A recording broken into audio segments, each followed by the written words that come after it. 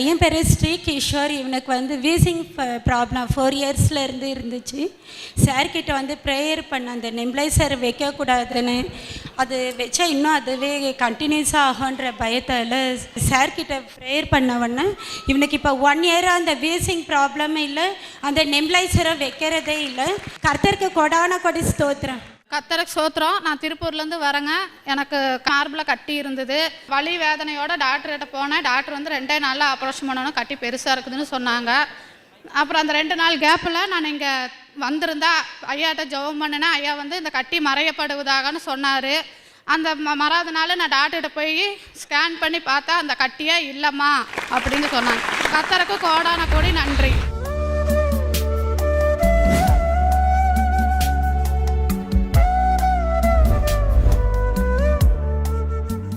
கிறிஸ்துவுக்குள் மிகவும் பிரியமான எனதர்மை சகோதர சகோதரிகளே, நம்மை சிருஷ்டித்தவரும் நம்மை உண்டாக்கினவரும் நம்மை ஒருபோதும் மறந்து போகாதவருமாகிய இயேசு கிறிஸ்துவின் இணையற்ற நாமத்தினால உங்க எல்லாரையும் வாழ்த்தி ஆசீர்வதிக்கிறேன். ஹல்லேலூயா. எல்லாரும் சந்தோஷமா இருக்கீங்களா? இப்பொழுதும் இந்த நாள் மங்கள வார்த்தை உபாகமத்தின் புஸ்தகம் 11ஆம் அதிகாரம் 12வது வசனம் இப்படியாய் சொல்லுகிறது. எடுத்து வாசிப்போமா? அது உன் தேவனாகிய கர்த்தர் விசாரிக்கிற தேசம், வருஷத்தின் துவக்கம் முதல் வருஷத்தின் முடிவு மட்டும் எப்பொழுதும் உன் தேவனாகிய கர்த்தரின் கண்கள் அதன் மேல் வைக்கப்பட்டிருக்கும். ஆமேன். ஆண்டவருடைய விசாரிப்பு எப்படி இருக்குன்னு தெரியுமா? இந்த காதுல வாங்கி இந்த காதுல விட மாட்டார். ஆண்டவர் விசாரிச்சிட்டாருன்னா அவங்க பிரச்சனை என்னன்னு தெரிஞ்சு இமீடியட்டாக இறங்கினு அற்புதம் செய்வார். அதுதான் ஆண்டவர் விசாரிக்கிற காலம்.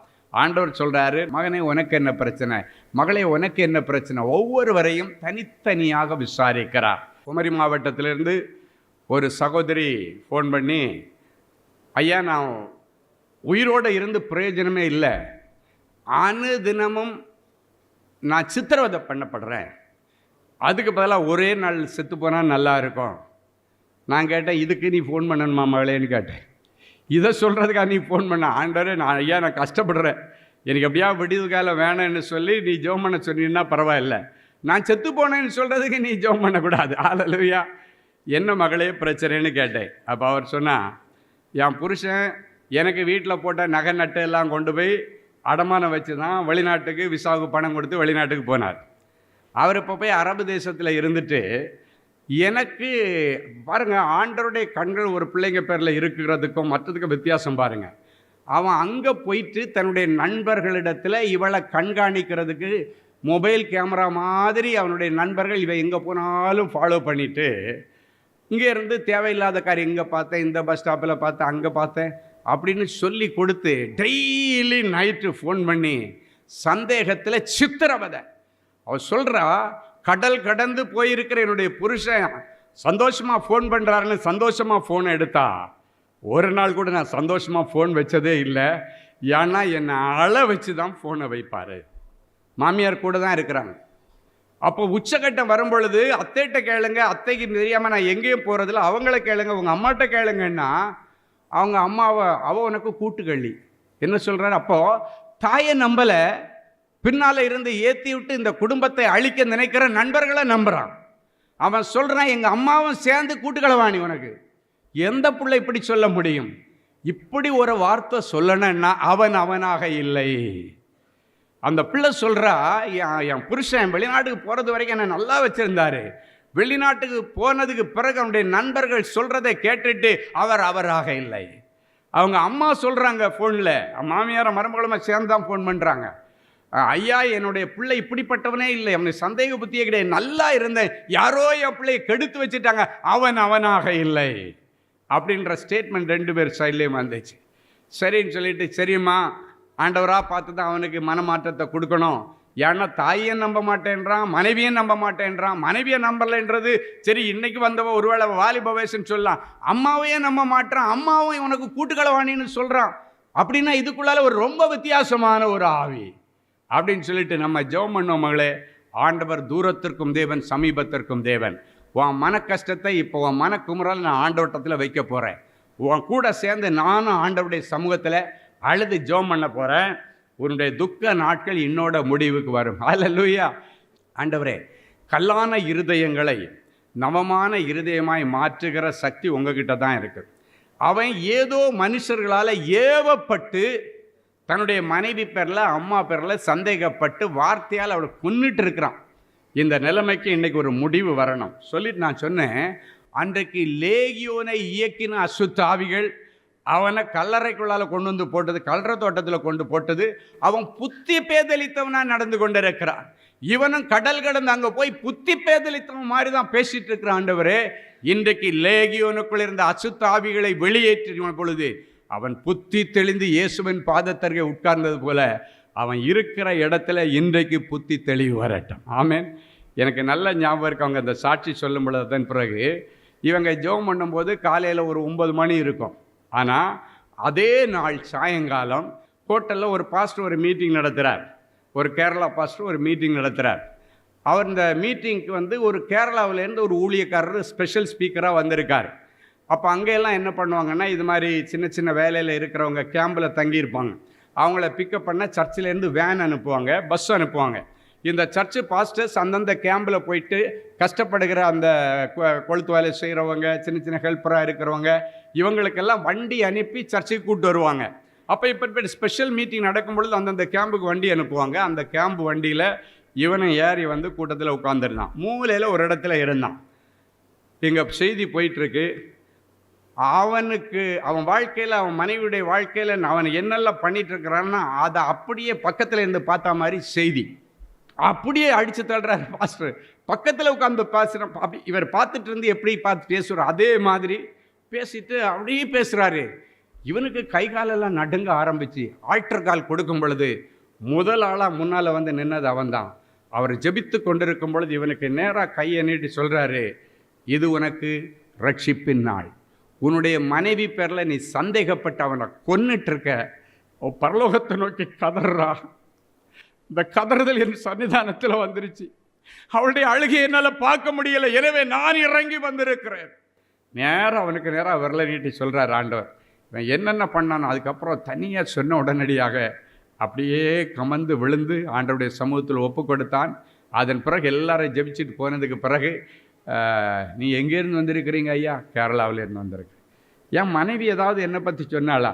உன் மனைவி யார்? அவளுக்கு கரப்பா ஜோப்பா எனக்கு தெரியாதுப்பா. நீ கன்னியாகுமரி மாவட்டத்துக்காரன், நான் திருவாண்டரத்தில் இருக்கிறேன், எனக்கு அவங்க யாருன்னே தெரியாது.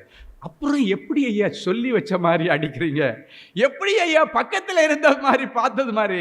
அவர் சொன்னாராம், ஆண்டவர் பார்த்துட்டு இருக்கிறார், ஒன்னையும் பார்க்குறாரு, உன் மனைவி வடிக்கிற கண்ணீரையும் பார்க்குறாரு.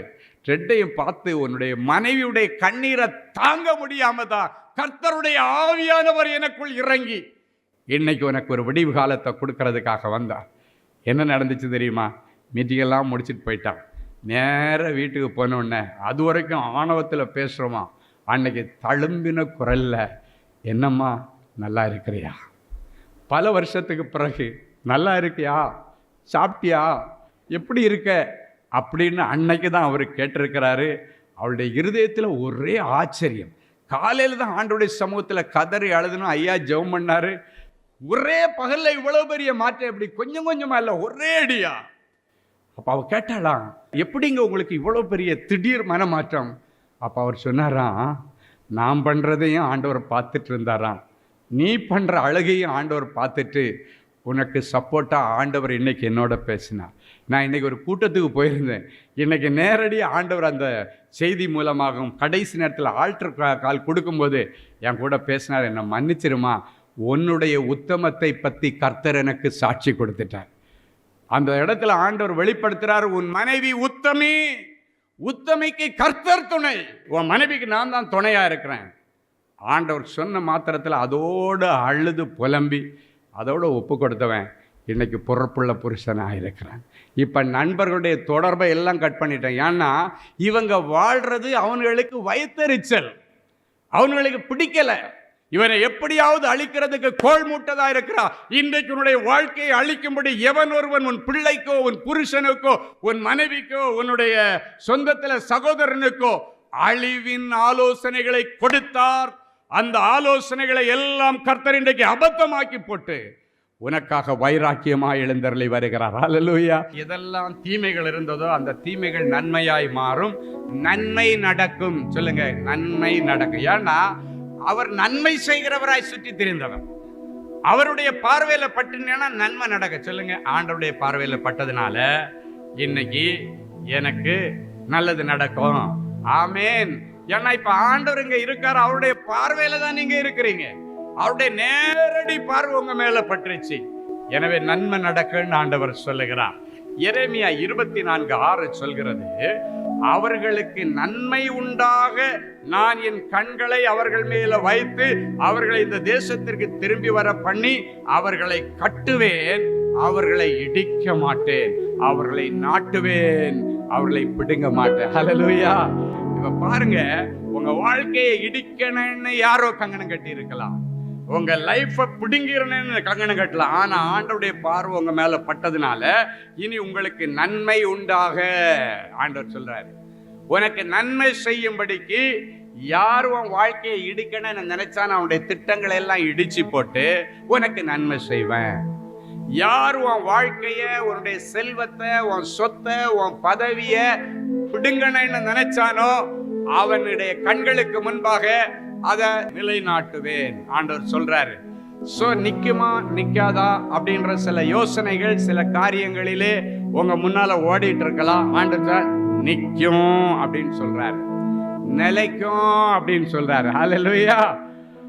இதை பிடுங்கிடுவாங்களோ, என் கைவிட்டது போயிடுமோ, இந்த வீடு போயிருமோ, இந்த சொத்து போயிருமோ, இப்படி எல்லாம் ஜட்ஜ்மெண்ட் எல்லாம் எனக்கு எதிராக இருக்கிற மாதிரி இருக்கு, எனக்கு எதிராக சாட்சி எல்லாம் இருக்கு அப்படின்னு நினைச்சீங்கன்னா எல்லா சாட்சிகளையும் தவிடுபடியாக்கி ஆண்டவர் அதை மறுபடியும் உன் கையில கொடுத்து உன் வாழ்க்கையை நாட்டுவேன்னு சொல்றாரு. ஹல்லேலூயா. சோ ஆடிக்கொண்டிருந்த ராஜ்ய பாரத்தை ஸ்திரப்படுத்தினார் யோசபாத்துக்கு. எந்தெந்த காரியங்கள் ஆடிட்டு இருக்கு, இது நிக்குமா நிக்காதா, நிலைக்குமா நிலைக்காதான்னு இருந்தா அதை இன்னைக்கு ஸ்திரப்படுத்தி உங்க கையில ஒப்பு கொடுப்பார். ஒருவேளை உங்களுடைய இல்லற வாழ்க்கையில கூட புருஷன் என்னை வச்சு கஞ்சி ஊத்துவானா தெரியல, என்னை வச்சு வாழ்வானா தெரியல, சூழ்நிலை இப்படி போயிட்டு இருக்கு, யார் அவர்கிட்ட ஏவி விடுறாங்களோ தெரியாது, அவங்க குடும்பத்தார் ஏவுறாங்களோ நண்பர்கள் ஏவுறாங்களோ தெரியல, ஒரு மாதிரி அவருடைய செய்கை இருக்க விட்டா கலட்டி விட்டுருவார் போல தெரியுதுன்னு நினைச்சீங்கன்னா இன்னைக்கு ஆண்டவர் என் பார்வை உன் மேல விழுந்துருச்சு, உன் வாழ்க்கையை இடிக்க முடியாது, யார் திட்டம் போட்டாலும் இடிக்க முடியாது. ஆண்டவர் சொல்றாரு, உன் லைஃபை பிடுங்கி போடுறது நீ ஒன்று நாத்து அல்ல, நீ ஒரு செடி அல்ல, உன் வாழ்க்கையை பிடுங்கி போடுற நீ மனுஷன், நீ மனுஷி, என் சாயலிலே உருவாக்கப்பட்டவள். ஒரு செடியை பிடுங்கி போடுற மாதிரி பிடுங்கி போடலான்னு நினைச்சிருக்கலாம். இல்லை, உன் மேல டச் பண்ண நான் அதிகாரம் கொடுக்க மாட்டேன். ஒருவனும் உண்மையில கை போட முடியாது, உனக்கு விரோதமாய் எதிர்த்து நிற்க முடியாது. உனக்கு விரோதமாய் ஒரு வழியாய் வருகிறவர்களை இனி 7 வழியாய் ஓடி போக பண்ணுவேன். உன் பொல்லாப்புக்கு நான் வரலமா, என்னை விட்டுருமா, நான் இனி வரமாட்டேன், தெரியாமல் ஆழம் தெரியாமல் காலை விடுற மாதிரி உன் விஷயத்தில் நான் தலையிட்டுட்டேன், என்னை மன்னிச்சிரு அப்படின்னு சொல்லி உன்னை விட்டு ஓடுறவங்களா இருப்பாங்களே தவிர உன் வாழ்க்கையை சிதைக்க கர்த்தர் அனுமதி கொடுப்பதில்லை. ஆண்டவர் சொல்றாரு, அவர்களுக்கு நன்மையுண்டாக நான் அவர்கள் மேல் என் கண்களை வைப்பேன். உங்களுக்கு நன்மை நடக்கணும், நன்மை செய்யறதுக்காகவே ஆண்டவருடைய கண்கள் உங்க மேல உலாவுது. அப்படின்னா தீமை ஒருவேளை யாராவது செய்யணும்னு நினைச்சா ஆண்டவருடைய கண்கள் உன் மேல வரும் பொழுது அந்த தீமையை ஆண்டவர் நன்மையாய் மாற பண்ணுவார். நல்ல பண்ணுங்க. இப்ப யோசித்து பாருங்க, யோசேப்புடைய வாழ்க்கையில் அவனுடைய சகோதரர்கள் அவனுக்கு தீமை செய்ய நினைச்சாங்க, ஆனால் ஆண்டவருடைய பார்வை அவன் மேலே விழுந்தது. ஆண்டவர் அந்த தீமையை அவனுக்கு நன்மையாய் மாற பண்ணினார். அவன் வாழ்க்கை அவ்வளோதான் முடிஞ்சிருச்சுன்னு சகோதரர்கள் நினைச்சாங்க. எகிப்திற்கு தானியம் வாங்க போகும்போது யோசேப்பை பற்ற எண்ணமே அவங்களுக்கு கிடையாது. ஏன்னா அவங்கள பொறுத்த வரைக்கும் அவன் அன்னைக்கே செத்து போயிட்டு அவ்வளோதான். அவனை கொண்டு போய் அந்த வியாபாரிகளிடத்தில் அவங்க விற்றதோட அவனுடைய எண்ணத்தை அவனை பற்றிய சிந்தனையே அவங்க மனசில் இல்லை. அவ்வளோதான், முடிஞ்சு போச்சு அவனுடைய சாப்டர்.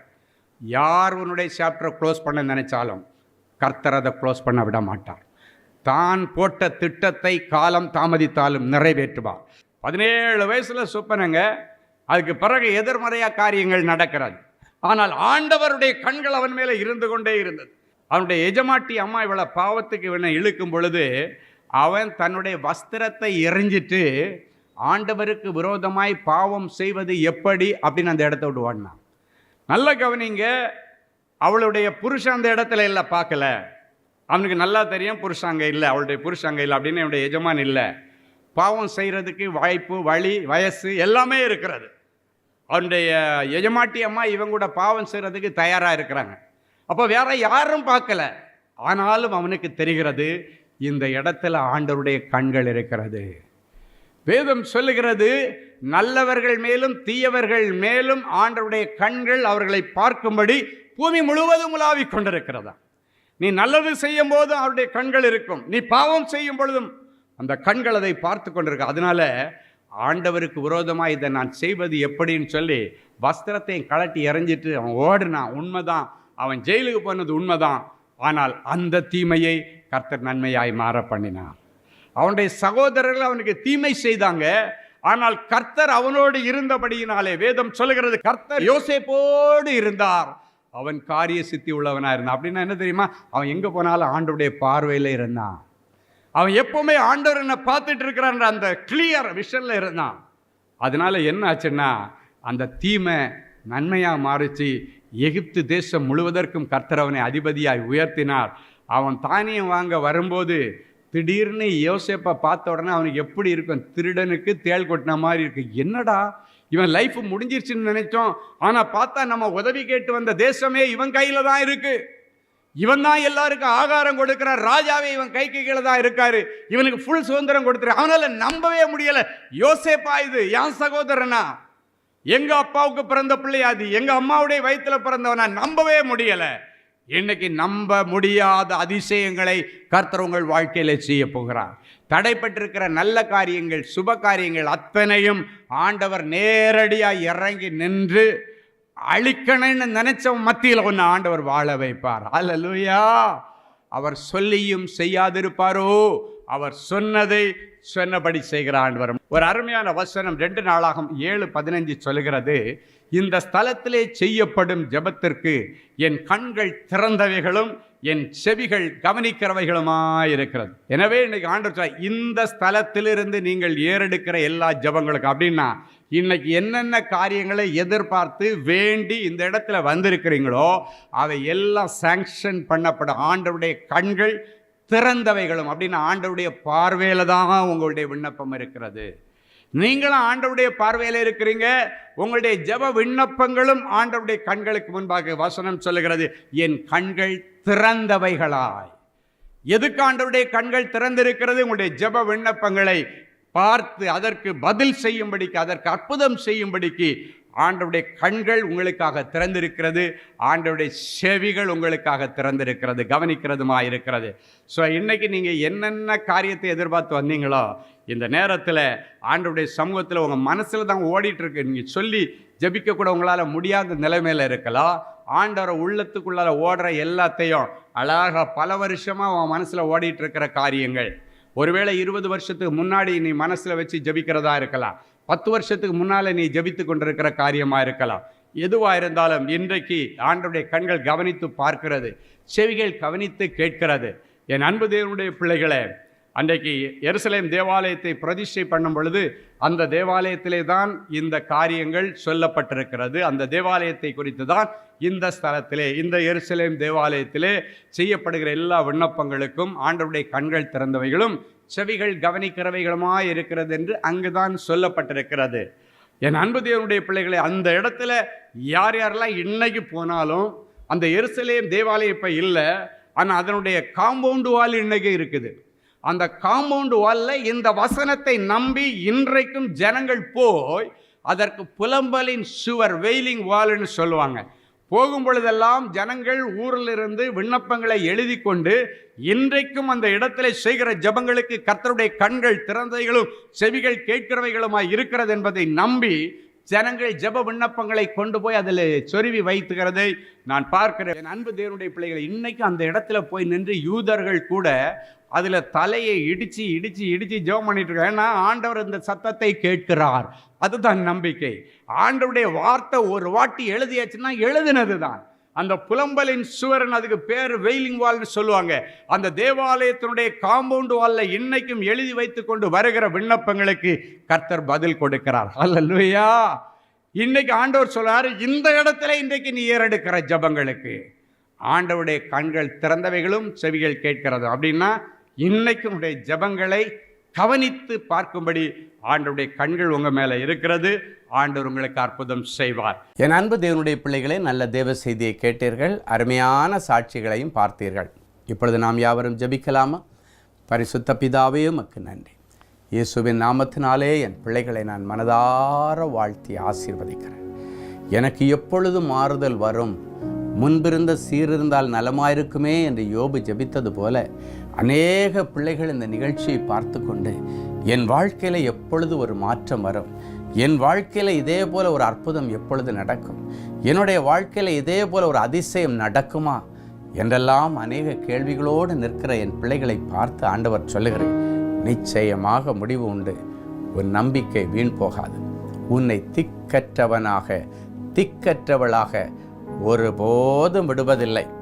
மற்றவர்களை பார்த்து நீ சொல்லியிருக்கலாம், உன் அவர்கள் எள்ளி நகையாடும் போது, உன்னை கேவலமாய் பேசும்போது, எனக்கும் ஒரு காலம் வரும் என்று ஏதோ ஒரு குருட்டு நம்பிக்கையில் நீ சொல்லியிருக்கலாம்.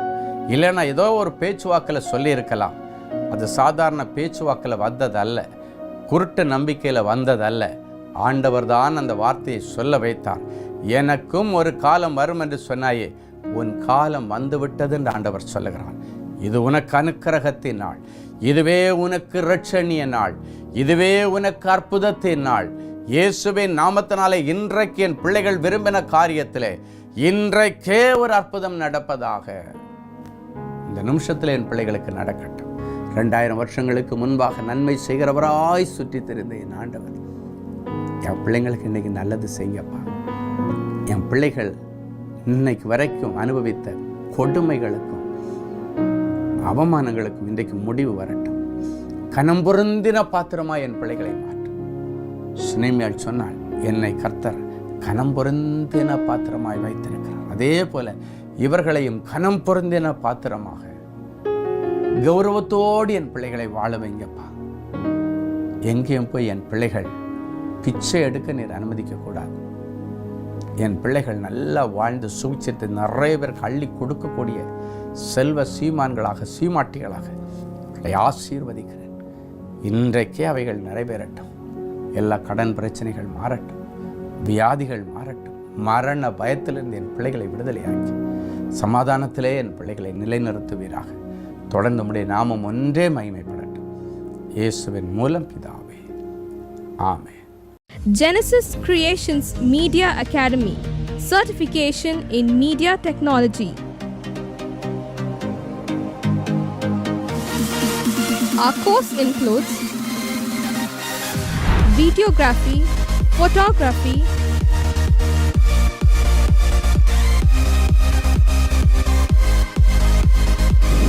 live video mixing,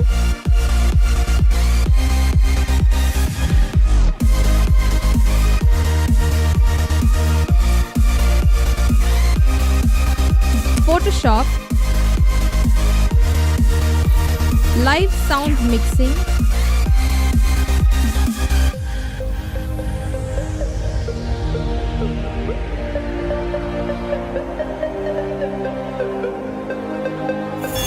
drone cinematography,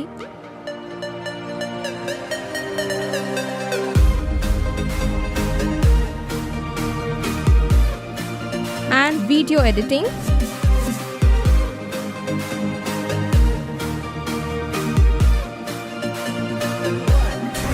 Praise the Lord. I welcome you all on behalf of Genesis Creations Media Academy. இந்த கோர்ஸ் நாங்கள் ஸ்டார்ட் பண்ணதுக்கான மெயின் ரீசன்ஸ் பார்த்தீங்கன்னா 3 பெனிஃபிட்ஸ் இருக்குங்க. ஃபர்ஸ்ட் பெனிஃபிட் பார்த்தீங்கன்னா, இந்த கோர்ஸ் வந்து ஜஸ்ட் 3 months கோர்ஸ் தான். நீங்கள் 3 months இந்த கோர்ஸை நீங்கள் படித்து முடிச்சிடலாம். செகண்ட் பெனிஃபிட் பார்த்தீங்கன்னா, இது வந்து ரொம்ப காஸ்ட் எஃபெக்டிவ். ஸோ நீங்கள் ஈஸியாக அஃபோர்ட் பண்ணி இந்த கோர்ஸை நீங்கள் படித்து முடிக்கலாம். மூணாவது பார்த்தீங்கன்னா, இங்கே வந்து professional teaching with professional equipments கொடுக்குறோம். ஸோ நீங்கள் ஃப்யூச்சரில் எங்கேயாவது போய் ஜாப் ஜாயின் பண்ணாலும் சரி, இல்லை நீங்கள் வந்து பிஸ்னஸே ஆரம்பித்தாலும் சரி, அந்த ப்ரொஃபஷனல் எக்யூப்மெண்ட்ஸை ஹேண்டில் பண்ணுறதுக்கான ப்ரொஃபஷனல் ட்ரைனிங் நாங்களே உங்களுக்கு கொடுத்துருவோம். ஸோ நீங்கள் கோர்ஸ் முடிச்சுட்டு வெளியே போகும்போது உங்களுக்கு ஜாப் கைடன்ஸ் அண்ட் இன்டர்ன்ஷிப் நாங்களே கொடுத்துருவாங்க. ஸோ இதுக்கும் மேலே உங்களுக்கு ஏதாவது டீட்டெயில்ஸ் வேணும்னா நீங்கள் ஸ்டாஃபை காண்டாக்ட் பண்ணலாம், உங்களுக்கு எல்லா டீட்டெயில்ஸும் கொடுப்பாங்க. வாங்க நம்ம கிளாஸ் ரூமில் சந்திக்கலாம். Thank you. For further details, contact 7824850999 or visit our website at www.genesiscreations.in. கிறிஸ்துவுக்குள் அன்பானவர்களே, ஆண்டவராகிய இயேசு கிறிஸ்துவின் இனிய நாமத்தில் அன்பின் வாழ்த்துக்கள்.